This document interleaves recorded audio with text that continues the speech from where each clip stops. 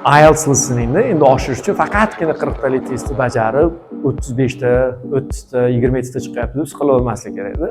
Yana bir biz e'tibor berishimiz kerak bo'ladigan jihatlardan bittasi ko'pchilik so'raydi, multiple choice'da qiynalyapman, section 2, section 3 ozgina muammo bo'lishi mumkin. Bunga endi kichkina tavsiya, bu following a conversation deyiladi. Bu nima degani desa, deylik 3 kishi dialog gapiryapti, to'g'rimi? Siz 4-inchisi bo'lishingiz kerak edi.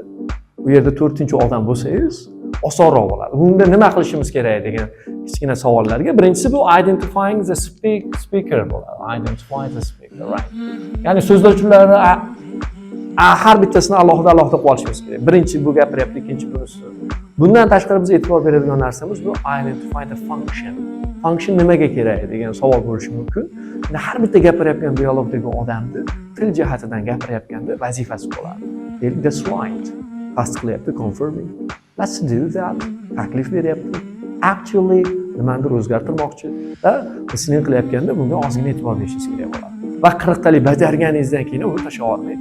Yana bir marta analyze qilib olsangiz, xudo xolasa hammasi yaxshi bo'ladi. Siqilmaslik kerak. Muhimi shu.